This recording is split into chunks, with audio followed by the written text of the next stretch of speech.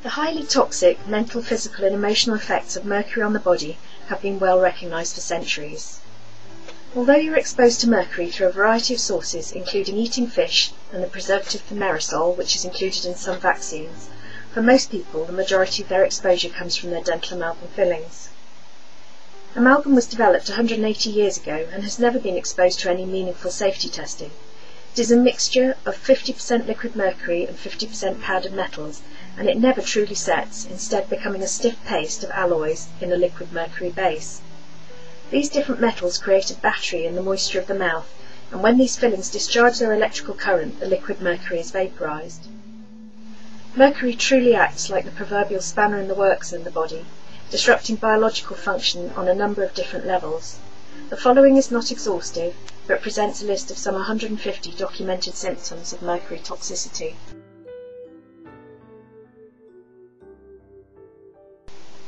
Up to 80% of inhaled mercury vapour is absorbed through the lungs. From here it travels to all the other tissues and organs of the body in the circulation, but particularly concentrates within the kidney, liver and brain. The presence of mercury in the lungs causes chronic breathing disorders such as asthma and bronchitis.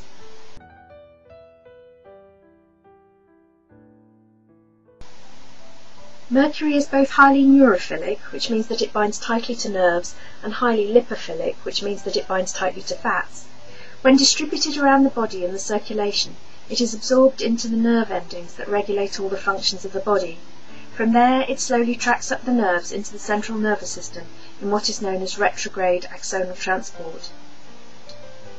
It prevents nerves regenerating by disrupting the protein tubulin, severely disrupts nerve function, and also attacks the insulating myelin sheath surrounding some nerves.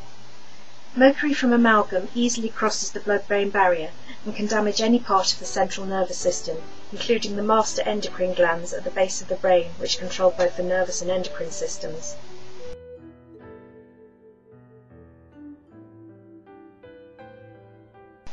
Mercury can produce a host of mental, emotional and behavioural changes and what are considered psychiatric disorders, by disrupting neurotransmitters, interfering with endocrine gland function and hormones, and causing destruction of nervous pathways.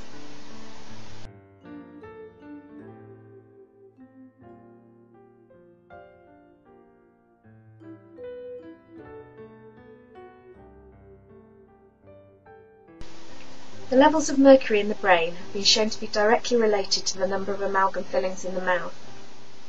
Whilst mercury is highly detrimental on its own, its destructive power can be increased 100-fold by exposure to other toxic metals such as aluminium, lead or cadmium.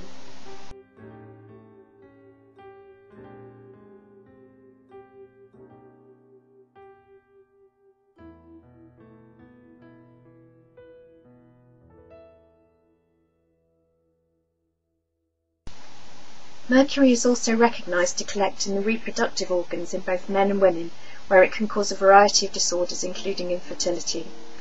It is known to directly cross the placental barrier in pregnant women and also to concentrate in breast milk, and mercury levels in newborn babies have been shown to be directly related to the number of amalgam fillings in the mother's mouth.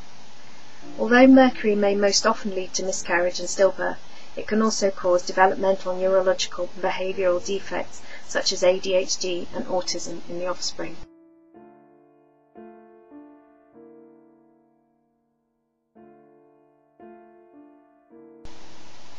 Mercury from dental amalgam fillings is also recognised to severely impact kidney function, such that animal studies have shown a 50% reduction in kidney filtration within a month of placement of the first amalgam filling. Mercury is also recognised to cause kidney and bladder diseases.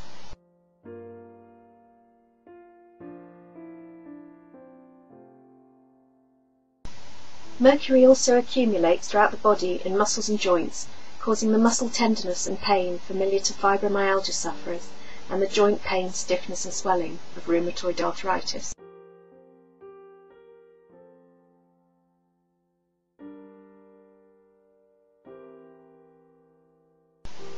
In particular, mercury seems to collect in the heart muscle and valves and has been found at 22,000 times the levels found in the blood. Mercury is strongly associated with elevated levels of homocysteine and cholesterol and heart attacks. It also causes red blood cells to rupture and replaces the iron in haemoglobin so that the oxygen carrying capacity of the blood can be reduced by half. Mercury also causes a weakening in the walls of the small blood vessels, leading to a reduced blood supply to the organs and tissues.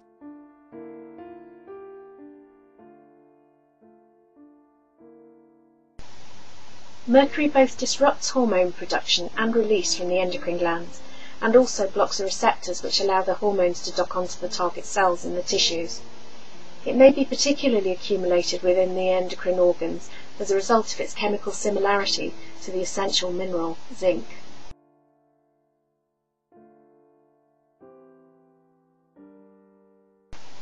Mercury also collects in very high concentrations in the jaw bones and soft tissues of the mouth. This is a result of it being a heavy metal that literally sinks to the bottom of each body compartment, including the jaws and pelvis, and the fact that mercury is driven into the tissues of the mouth, which act as a cathode to the anode of the amalgam filling. Mixing gold and amalgam restorations in the mouth is also recognised to increase the amount of mercury vapour given off several-fold, and placing gold crowns over amalgam cores particularly drives mercury into the surrounding bone.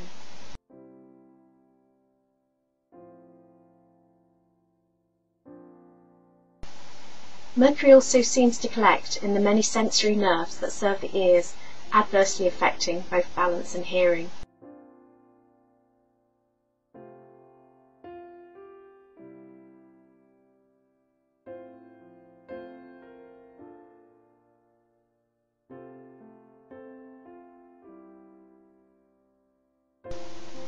For the body, the skin is a major route of excretion, and it will try to expel mercury via the skin, leading to itchy rashes and dry flaking skin. It can also cause strange crawling sensations and reddening of the palms of the hands and the soles of the feet. As mercury is excreted in the skin, it causes the quality of hair and nails to deteriorate and may cause loss of body and head hair. It also seems to interfere with the regulation of perspiration, so that some people become unable to sweat while others sweat profusely.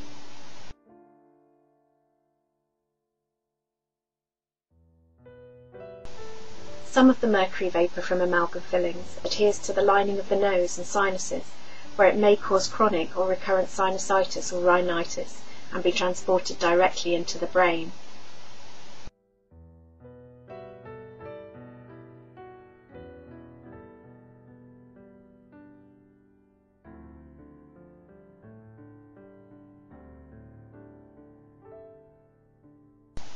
Mercury appears to collect within the eyeballs themselves, leading to the appearance of floaters, that is, dark cloudy areas, but also adversely affects the muscles controlling focusing of the eyes and lens, and the sensory nerves of the retina itself, leading to deteriorating vision.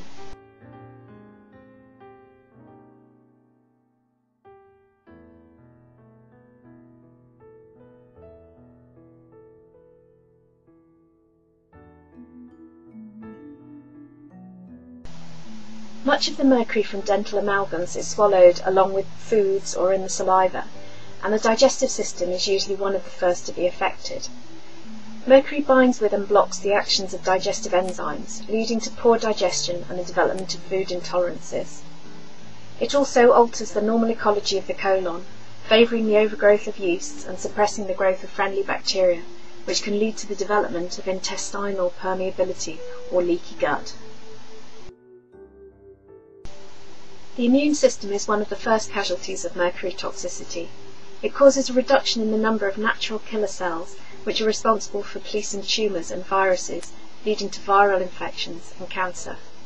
It also actively promotes the overgrowth of yeasts such as Candida albicans, leading to persistent or chronic fungal infections such as thrush and athlete's foot. Mercury also alters the ratios of T helper cells to T suppressor cells, so that the immune response is turned on more readily, but not terminated, leading to the development of allergies. Finally, mercury binds to proteins on the surface of the cells, leading the immune system to identify them as being foreign and initiating one of the 100 or more autoimmune diseases.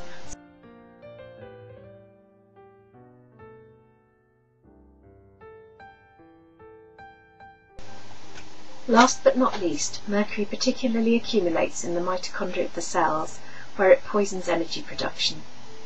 This leads to a profound fatigue and to frequently or persistently feeling cold.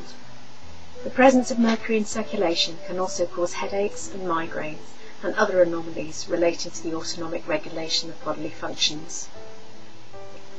It can also cause difficulties getting to or staying asleep and can also cause sleepiness during the daytime.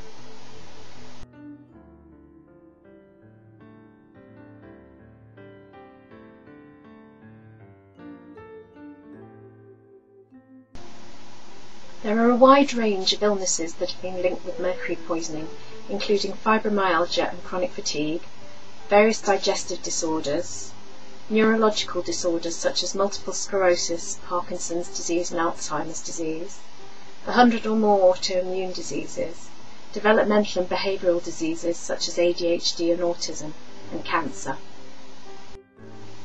To find out more about the symptoms of mercury toxicity and for a natural programme of detoxification using widely available supplements, please refer to my book, Chronic Fatigue, ME and Fibromyalgia, The Natural Recovery Plan. For more information about the health effects of toxic metals in general and mercury in particular, please refer to my website www.thenaturalrecoveryplan.com.